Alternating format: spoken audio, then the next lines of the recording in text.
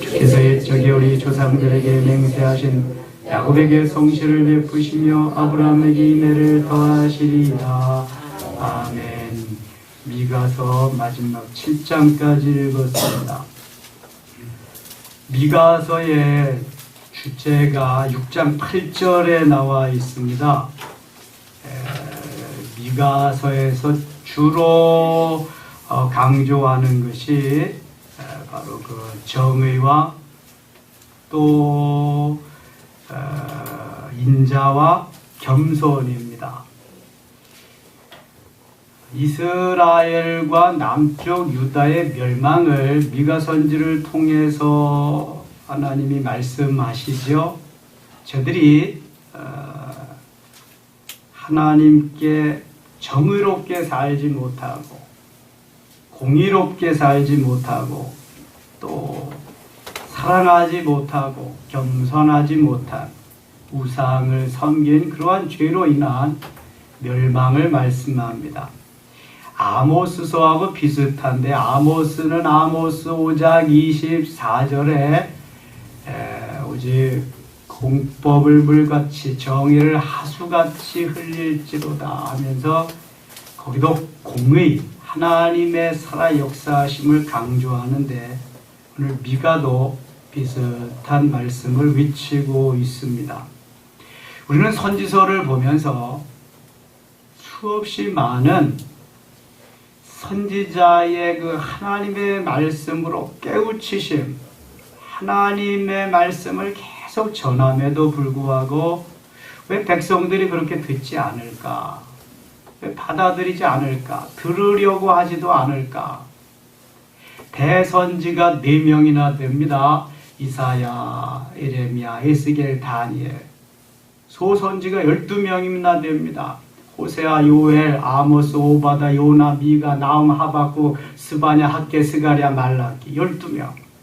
계속해서 저들이 외치는 것은 회개하라는 것입니다. 우상을 떠나라는 겁니다. 하나님을 믿어야 하나님께로 돌아와야 산다는 것입니다. 그래서 징계하시고요. 심판하십니다. 그러면서 또 하나님이 놓지 않는 것은 그래도 너희들이 돌아오기만 하면 내가 용서하리라, 용납하리라, 돌아와라 하는 것입니다. 회복시켜 주리라 하는 것입니다. 여러분, 우상을 섬기고 세상에게 나아가서는 사는 법이 없습니다. 돌아와야 됩니다. 이제 우상을 섬기던 자리에서 떠나야 됩니다.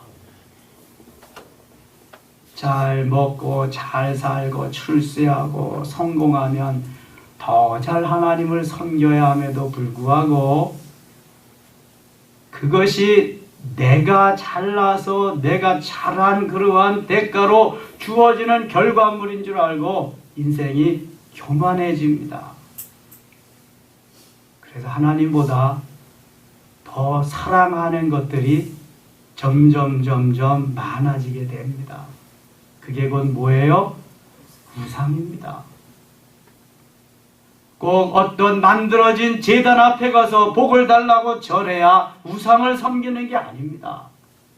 하나님보다 더 사랑하고 내 마음 내 관심이 더 가 있는 그곳, 그것이 우상입니다. 우상을 섬기고 우상에게 내 마음, 내 정성을 빼앗기는 한 하나님의 사랑을 더 이상 기다릴 수 없습니다. 돌이켜야 됩니다. 회복되어져야 합니다. 미가서 5장에는요.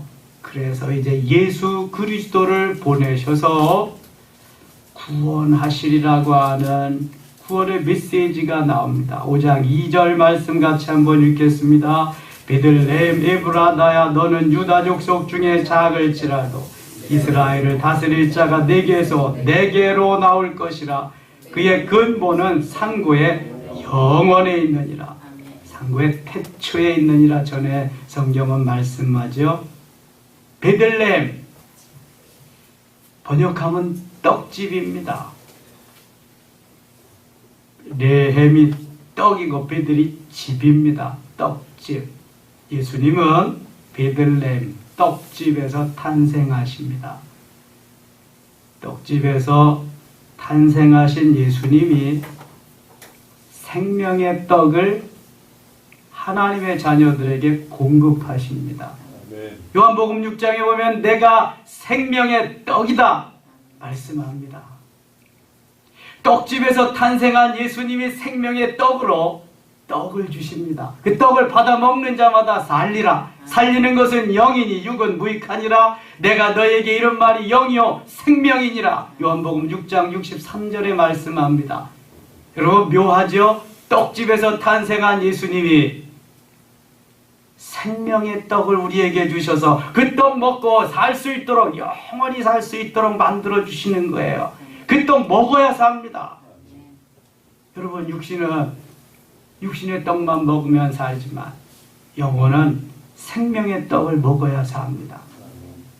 생명의 떡을 사모하는 사람은 온종일 직장에서 바쁘고 힘들고 어려워도 이 시간 나오는 것입니다. 생명의 떡을 먹어야 되니까. 근데 별로 육신의 떡으로 배불러서 생명의 떡하고 상관없이 대충 사는 사람들은 안 나와도 괜찮은 거예요. 저는 제가 어려서부터 신앙생활 했거든요. 중학생 때, 고등학생 때는 내쫓기면서 매 맞으면서 신앙생활 했죠. 제가 지난 세월을 쭉 돌아보면은요, 어떻게든지 교회 가는 게 즐겁고 기쁘고 그러니까 그저 가방 가지고 놓자마자 가고 가방 가지고 학교 돌아오자마자 가고 그러는 거예요. 그러니까 목사님이 저를 길러주신 목사님이 두어 주 전에 하늘나라 가셨네요. 어려서부터 저에게 제가 거의 교회에서 있으니까 이것저것 일도 시키고 또 예배 전에 찬양 인도도 시키고 그래서 어려서부터 그 훈련을 떡집에서 많이 했습니다. 훈련.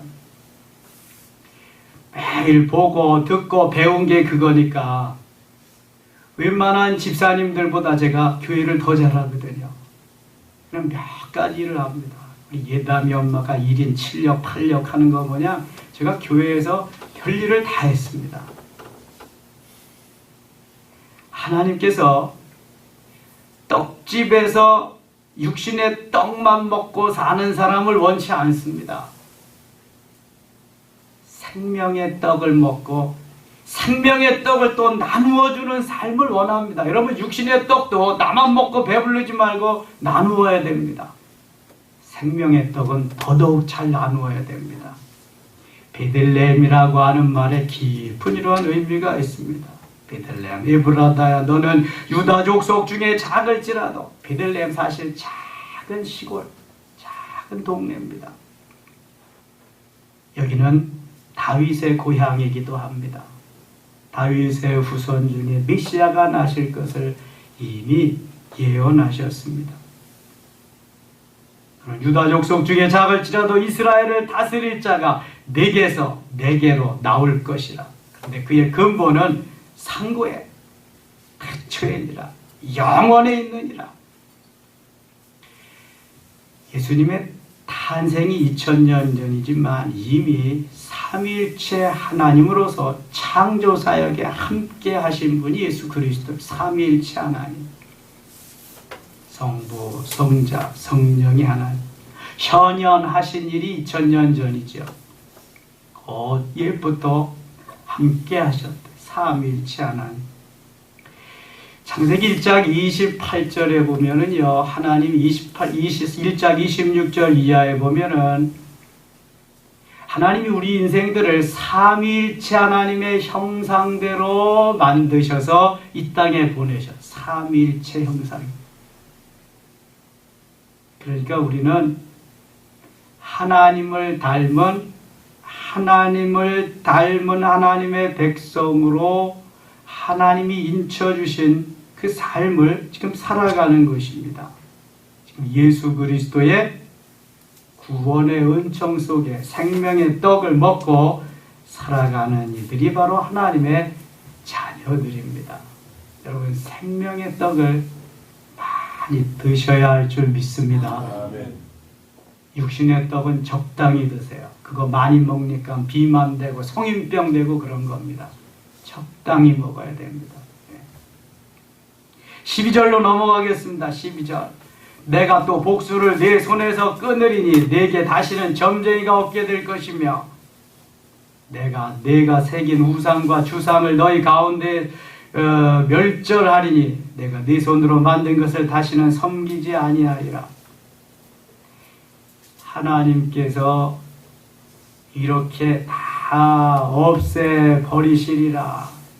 이제는 그것을 섬기지 아니하리라 말씀합니다. 내가 또 내 아세라 목상을 너희 가운데에서 빼어버리고 네 성읍들을 멸할 것이며, 주로 이스라엘과 유대 백성들이 섬긴 우상이 농경신, 바알신과 아세라신입니다. 바알과 아세라. 바알은 남자신, 아세라는 여자신. 15절. 내가 또 진노와 분노로 순종하지 아니한 나라에 갚으리라 하셨느니라. 순종하지 않으면 하나님은 다 갚으시겠다. 멸망시키겠다. 심판하시겠다. 그런 말. 6장입니다. 너희는 여호와의 말씀을 들을지어다. 너는 일어나서 산을 향하여 변론하여 작은 산들이 네 목소리를 듣게 하라 하셨나니 너희 산들과 땅의 견고한 지대들아 너희는 여호와의 변론을 들으라. 여호와께서 자기 백성과 변론하시며 이스라엘과 변론하실 것이라. 6절 같이 읽겠습니다. 내가 무엇을 가지고 여호와 앞에 나아가며 높으신 하나님께 경배할까? 내가 번제물로 1년 된 송아지를 가지고 그 앞에 나아갈까? 7절. 여호와께서 천천의 순양이나 만만의 강물 같은 기름을 기뻐하실까? 내 허물을 위하여 내 맏아들을 내 영혼의 죄로 말미암아 내 몸에 열매를 드릴까? 미가서에서 제일 중요한 말씀이 여기 6절부터 8절입니다. 그 중에 8절은 요절입니다. 내가 무엇을 가지고 여호와 앞에 나아가며 높으신 하나님께 경배할까? 도대체 내가 무엇을 가지고 하나님 앞에 가서 드려야 하나님이 기뻐하시겠느냐는 것입니다. 내가 뭘 가져갈까? 내 장롱 속에 꼽쳐놓은 금덩어리를 가져갈까? 채권을 가져갈까? 통장을 가져갈까? 땅 문서를 가져갈까? 뭘 가져갈까? 내가 번제물로 1년 된 송아지를 가지고 그 앞에 나아갈, 구약시대니까 여호와께서 천천의 순양이나 만만의 강물 같은 기름을 기뻐하실까? 솔로몬이 1000마리의 양을 드렸대는데 혹시 10,000마리를 드리면 기뻐하실까? 그것을 잡아서 기름을 드리면 기뻐하실까? 내 허물을 위하여 내 맏아들을 내 영혼의 죄로 말미암아 내 몸에 열매를 드릴까? 무엇을 드리면 기뻐하실까? 그리고 8절에 이렇게 결론을 내십니다. 8절 말씀 같이 읽을게요. 사람아, 주께서 선한 것이 무엇임을 내게 보이셨나니 여호와께서 내게 구하시는 것은 오직 정의를 행하며 인자를 사랑하며 겸손하게 내 하나님과 함께 행하는 것이 아니냐. 아멘. 하나님이 진정 기뻐하는 것은 무엇이냐? 천천의 천만의 순양도 기름도 아니고 수많은 보물도 아니라는 것입니다. 그럼 뭐냐? 여호와께서 구하는 것은 오직 정의를 행하는 것이다. 공의를 행하는 것이다. 공의롭게 정의롭게 살아야 된다. 불법을 행하면서 불의를 행하면서 그렇게 살아서는 안 된다는 것입니다. 하나님의 자녀는 정의롭게 공의롭게 살아야 돼요. 여러분, 정의롭게 공의롭게 사는 게 뭐예요? 하나님의 말씀대로 따라 사는 겁니다. 주의를 지키고 하나님이 말씀하신 법을 따라 행하면서 하나님이 원하는 삶을 살아가는 것입니다. 내가 복음 만들어서 내 뜻대로 기분 감정대로 살지 말고 나에게 꽤 맞춰서 살지 말고 하나님의 법을 따라서 사는 것이 정의롭게 사는 거예요. 정의로운 사회 구현이라고 관공서 정문마다 크게 써붙여 놓고 독재를 행하는 그런 거 말고 정말 정의롭게 행해야 됩니다. 그 시절에요. 전두환 정권 시절에요. 6.29 선언이 있었잖아요. 6.29 선언하기 직전에요. 우리 교단 총회장님이랑 모든 목회자들이요. 신문로에 세문안교회에 다 모였습니다. 입죄하지요, 시림가장. 근데 그 정권이 얼마나 두려워했는지 목사님들이 다 모였으니 우리 거기서 이제 촛불 들고 종로가 기독교 회관까지 행진하려고 그렇게 했는데 전투 경찰들을 그냥 몇 중대를 투입해가지고 이제 성명서 낭독하고 막 출발하려고 그러는데 예배당 만회까지 그냥 그걸 막 터뜨려가지고요. 그때 저는 처음 치루탄이라는 걸 마셔봤거든요. 근데 처음이라 제가 데모를 했겠어요. 가서 참석하고 이제 협의 행진하러 가는데 가기도 전에 그냥 막 그렇게 하니까 얼마나 맵고요. 그냥 따갑고 그러는지요. 근데 거기 신문에 나가니까 샤타가 요만큼 열려진 집이 상가가 있더라고요. 그래서 그냥 죽겠으니까 그걸 막 겨들어갔어요. 그래서 무조건 물 좀 달라고 불 달라고 해가지고 물로 막 세수를 했어요. 그때 우리 부목사 5명, 담임 목사님 1분, 6명이 이제 갔는데 다 어디로 갔는지 몰라. 뿔뿔이 흩어져가지고. 근데 그 물로 세수를 하니까요. 더 따갑고 더 견딜 수가 없는 거야. 근데 그 취류탄 가스는 물로 씻으면 안 된대요. 후에 알고 보니까. 이렇게 바보같이 모르니까 그냥. 그냥 되게 혼났습니다. 그날 목사님도 그냥 많이 잡혀가지고 종로경찰서 가고요. 6월 23일인가 그때 저희가 했는데요. 26일인가 아무튼 일주일이 안 돼가지고 6.29 선언했어요.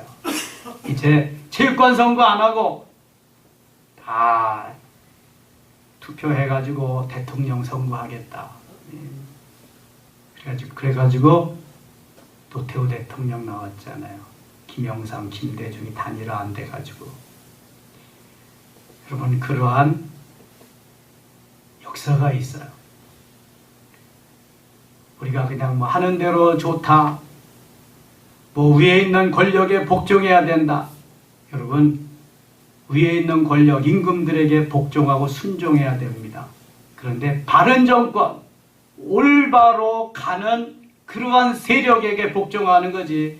독재로 가고 바로 하나님의 말씀을 벗어난 그러한 정권, 그러한 곳에도 우리는 순종할 수 없어요. 항의해야 됩니다. 그래서 자유로운 우리가 투표를 해서 대통령을 뽑잖아요. 근데 너무 자유로워지다 보니까 지금은요, 옛날이 그립다는 분들이 있어. 다시 군화신은 신한 사람들이 와서 한번 해야 되는데 너무 지금 무질서해지니까. 그래서 전두환 정권, 박정희 정권을 상수하는, 추억하는 사람들도 있더라고요. 그러니까 너무 자유가 만연하게 되면은 이게 방종으로 흐르고 뭐든지 그냥 한번 보세요, 여러분. 나라에서 뭘 실시하는데 제대로 할 수 있는 것이 없어. 곳곳에 이기주의가 팽배해가지고 다 시위하고 못하게 하고. 그럼 그건 정의가 아닙니다. 그건 이기주의입니다.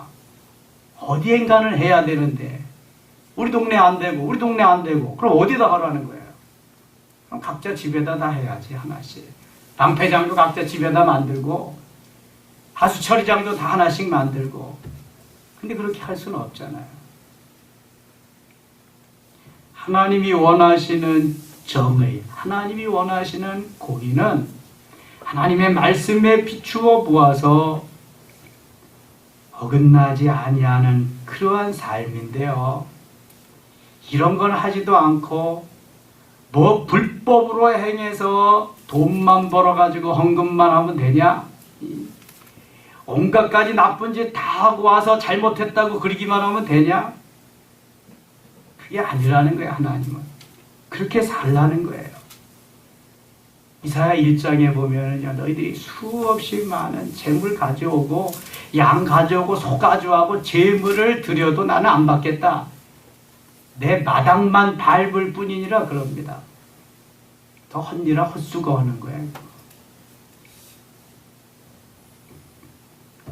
정의를 행하는. 그래서 아모스 선지도 오직 공법을 물같이 공의를 강같이 그렇게 하라고 말씀합니다. 다음으로는 인자를 사랑하며 주님을 사랑하라는 거예요. 하나님을 사랑하라는 거예요. 내가 너희를 사랑했듯이 너희도 사랑하라는 거예요. 여러분, 짝사랑이 원사이드 러브, 짝사랑, 한쪽만의 사랑은 진정한 사랑이 아닙니다.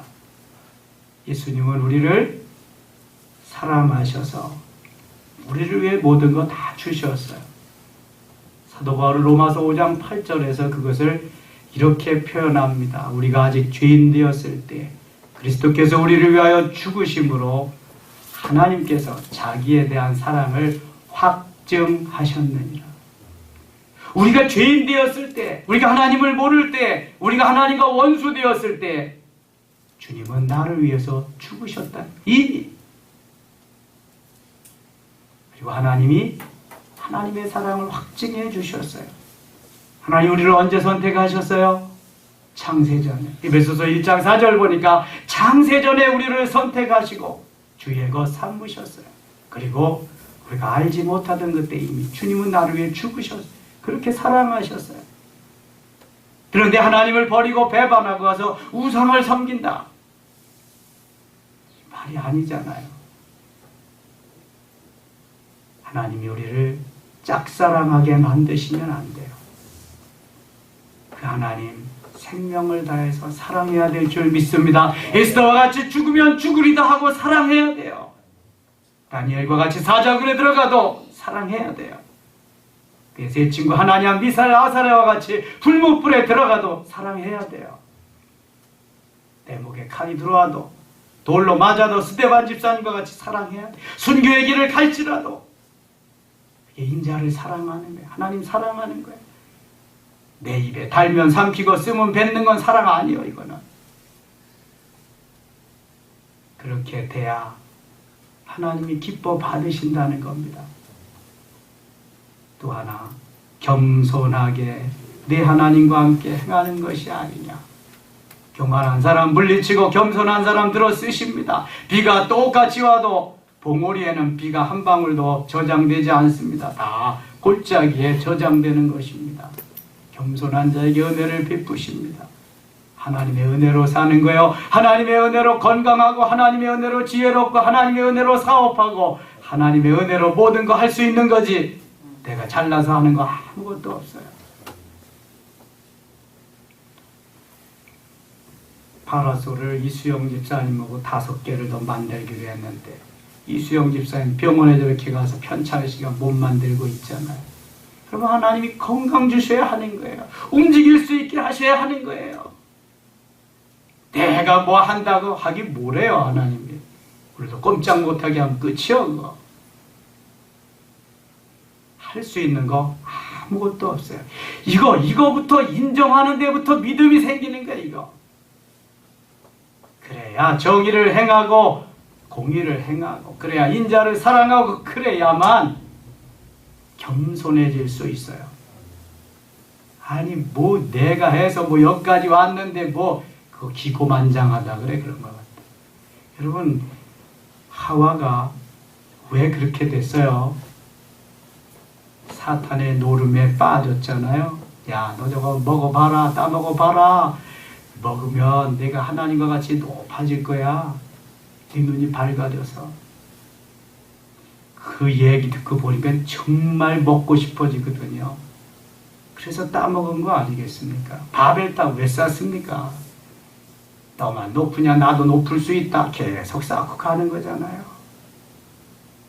망하는 지름길입니다. 겸손해져야 됩니다.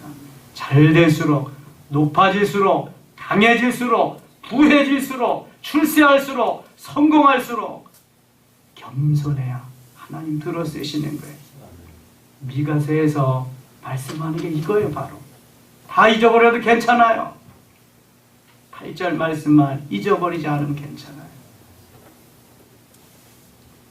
우리는 하나님이 원하시는 삶을 살아야 된다고 입술로는 그렇게 하면서도 내 삶은 자꾸 내가 원하는 삶으로 가잖아요. 이게 육체의 속성이요. 육체는 그렇게 길들어져 있어요. 수십 년 동안. 그렇게 안 살면 안 돼, 육체는. 그래서 사도 바울이 내린 결론은 이래요. 내가 날마다 죽노라. 내가 죽어야 돼. 내 자아는 혼나야 되고, 그리고 나를 쳐서 복종시키는 거예요. 내 영혼이 내 자아를 쳐서 복종시켜야 돼. 그렇기 위해서는 내 영혼이 성장, 성숙해, 어른스러워야 돼. 영혼이 주인인데 주인이 어른스럽지 못하면 종놈이 주인 노릇해요. 육체가 주인 노릇해서 내 영혼을 끌고 다니니까 이건 육신적, 세상적인 그런 삶밖에 못 사는 거예요. 영적으로 성장해서 이 영이 어른스러워져야지. 야 이놈아, 그런 게 아니야. 한마디 하면 내 주인이 말았습니다. 따라오는데 영은 어리고 영혼은 어리고 혼은 내 육체는 어른스러우니까 그게 컨트롤이 안 되는 거예요. 이해가 가시나요? 영성을 하셔야 돼요. 형성을 하셔야 이해가 되지. 이게 우리가 수십 년 예수를 믿어도 내 영혼이 아직 어린아이 상태에 있어서 맨날 그냥 우유만 먹고 연약한 부드러운 것만 먹고 그러는 사람들이 태반이요. 여러분, 이제는 뭐 많이 모이고 이러는 것보다 좀 질적으로 성장해. 그동안 하나님이 은혜 주셔서 많이 모이는 교회 얼마나 많아요. 요즘은 개척교회가 안 된답니다. 상가교회가 안 되고요. 웬만한 게 다 준답니다. 근데 큰 교회는 계속 는대죠. 수평이동에 가서. 내는 것도 좋지만 질적인 성장을 시켜야 돼요. 야다에 하나님 만나게 하고 그 하나님이 원하시는 삶을 살게 해야지. 맨날 예수 믿는 사람들, 문제 있는 곳에 다 예수 믿는 사람들과 있으면 어떻게 해요? 세상 법정에 예수 믿는 사람이 가서 쓰고, 옛날에는 교회 와서 상담하고 교회에서 물어보고 교회에서 해결했는데 이제는 교회 문제를 세상 법정에 가서 다 해달라 그러니 이게 어떻게 돼? 거꾸로 됐잖아요. 제가 CTS 임직원 예배 가서 그 얘기 했네요. 그게 바로 되는 거냐고. 세상 사람들이 교회 와서 물어봐야지. 교회를 왜 세상 법정에 가서 해결해달라고 그래요. 예수님을 만나지 못해서 주님과 함께하는 삶이 되지 못하니까 무늬만 그리스도인이 너무 많은 거예요. 무늬만 그리스도인은 순교 못합니다. 무늬만 그리스도인은요, 언제라도 배반할 수 있어요. 무늬만 그리스도인인 사람은요, 오늘도 우상 앞에 가서 엎드릴 수 있어요. 딸, 아들, 장가, 시집 보내려면 가서 궁합 봐야 되고요. 이사 가려면 날짜, 손 봐야 되고요. 연초되면 토정 비결 봐야 되고요. 여러분 놀라지 마세요. 그런 사람이 65%나 된대요. 진정한 그리스도인이 아닙니다. 미가 선지를 통해서 우리에게 말씀하시는 그 말씀은요, 꼭 받아서 나는 정말 정의를 행하는가? 주님 사랑하고 있는가? 겸손하게 주의 뜻 받들어 살아가고 있는가? 12절 보겠습니다. 12절. 그 부자들은 강포가 가득하였고 그 주민들은 거짓을 말하니 그 혀가 입에서 거짓되도다. 말만 하면 거짓말하다. 그러므로 나도 너를 쳐서 병들게 하였으며 네 죄로 말미암아 너를 황폐하게 하였나니 내가 맨날 거짓말하고 그렇게 사니까 나도 너를 가만두지 않는, 내가 먹어도 배부르지 못하고 항상 속이 비일 것이며 내가 감추어도 보존되지 못하겠고 보존된 것은 내가 칼에 붙일 것이며 먹어도 배부르지 못하고 속이 빈다. 감추어도 보존되지 못한다. 15절 같이 읽을게요. 내가 씨를 뿌려도 추수하지 못할 것이며 감람 열매를 밟아도 기름을 내 몸에 바르지 못할 것이며 포도를 밟아도 술 마시지 못하리라. 아멘. 내가 아무리 해도 결과가 나타나지 않는다는 거예요. 원하는 대로 목적을 이룰 수 없다는 거예요. 여러분 이거 아셔야 돼. 하나님이 해주시지 않으면 결과가 없어요. 돈 아무리 많이 벌어보세요. 전대가 뚫어졌는데 다 새나가지. 벌리는 게 없어요. 김석정 집사님 그렇죠? 그래서 장본사님이 다 마무리하셨죠? 아무리 사업자로서 돈 많이 벌면 뭐예요? 전대가 뚫어져서 다 흘러나가는데 진리를 알면, 주님을 알면 바르게 하나님 기뻐하는 삶을 사는 겁니다. 하나님 잘못했어요. 도와주세요. 하나님 이것도 아버지께서 하셨네요. 고맙습니다. 감사합니다. 우리 자녀들이 부모님한테 와가지고 엄마 감사해요. 이렇게 해줘서 너무 고마워요. 고맙습니다. 감사합니다. 그러면 그 부모의 마음을 얼마나 흐뭇할까요? 얼마나 기뻐할까요? 간이라도 빼주고 싶어요.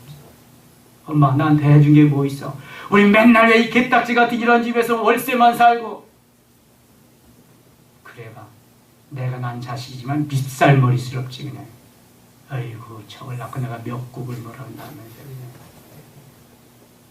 그냥. 하나님이 우리를 보실 때도 똑같은 거예요, 여러분. 하나님께서 우리를 어떻게 보실까? 7장 가겠습니다. 7장 4절. 그들의 가장 선한 자라도 가시 같고 가장 정직한 자라도 찔레 울타리보다 더하도다. 그들의 파수꾼들의 날 곧 그들 가운데 형벌의 날이 임하겠으니 이제는 그들이 요란하리로다. 이제는 하나님의 인내의 한계점에 다다라서 심판하시겠다는 거예요. 이스라엘의 죄악으로 부패했기 때문에 너희는 이웃을 믿지 말며 친구를 의지하지 말며 내 품에 누운 여인에게라도 내 입의 문을 지킬지어다. 이제는 1대1이에요. 부부관계라도 절대로 말을 하면 안 돼. 1대1의 관계에서 하나님 구원시키고 하나님 다 멸망시키고 그래요. 6절 말씀 같이 읽겠습니다. 아들이 아버지를 멸시하며 딸이 어머니를 대적하며 며느리가 시어머니를 대적하리니 사람의 원수가 곧 자기의 집안 사람이리로다. 아멘. 망할 때는요, 사단이 역사하면은요, 원수가 내 피부치가 다 원수, 가장 가까이 있는 사람이 다 원수가 되는 거예요. 지금은 누구 믿을 만한 사람도 없어. 이 심판되죠. 먹을 것이 없어서 자식을 잡아먹고 몰래 신에게 내어주고 망할 때가 돼서 그런 거예요. 마지막 심판의 때. 그러나 하나님은 구원하시기를 원하십니다. 7절 보세요. 오직 나는 여호와를 우러러보며 나를 구원하시는 하나님을 바라보나니 나의 하나님이 나에게 귀를 기울이시리로다. 8절 9절 같이 읽겠습니다. 나의 대적이여 나로 말미암아 기뻐하지 말지어다. 나는 엎드러질지라도 일어날 것이요 어두운 데 앉을지라도 여호와께서 나의 빛이 되실 것이미로다. 내가 여호와께 범죄하였으니 그의 진노를 당하려니와 마침내 주께서 나를 위하여 논쟁하시고 심판하시며 주께서 나를 인도하사 광명에 이르게 하시리니 내가 그의 공의를 보리로다. 아멘. 하나님의 회복하심이 있으리라는 말씀이죠. 넘겨서 18절부터 20절까지 읽고 마치겠습니다. 18절입니다. 주와 같은 신이 어디 있으리까? 주께서는 죄악과 그 기업에 남은 자의 홍모를 사유하시며 인애를 기뻐하심으로 진노를 오래 품지 아니하시나이다. 다시 우리를 불쌍히 여기셔서 우리의 죄악을 발로 밟으시고 우리의 모든 죄를 깊은 바다에 던지시리. 주께서 옛적에 우리 조상들에게 맹세하신 대로 야곱에게 성실을 베푸시며 아브라함에게 인애를 더하시리다. 아멘. 하나님께서 회복시키시고 하나님 고맙습니다. 감사합니다. 기도하며 찬양하며 영광을 돌리면서 뵙게 됩니다. 하나님은 해피엔드를 원하십니다. 마지막 회복되고 잘 되기를 원하시는 겁니다. 모든 건 과정입니다. 훈련입니다. 코스일 뿐입니다. 결국은 좋게 하시기를 원하시는, 합력해서 선하게 하시며 합독에게 유익하게 하시며 모든 것을 통해서 잘되게 하시는 하나님이신 줄 믿습니다. 그분이 우리 아버지입니다. 우리의 생명입니다. 생명의 떡입니다. 그 하나님의 말씀 오늘도 먹고 마시고 우리에게 힘과 능력이 되어야 할 줄 믿습니다. 기도합니다. 아버지 하나님 고맙습니다. 네가 선지의 말대로 따라 준행하게 하소서. 정의를 행하며 또 인자를 사랑하며 겸손할 수 있는 저희들 되게 하여 주옵소서. 험난한 세상입니다. 믿음을 지키기가 어렵습니다. 그래도 믿음을 지키며 날마다 승리의 삶을 살게 하소서. 예수님 이름으로 기도드리옵나이다.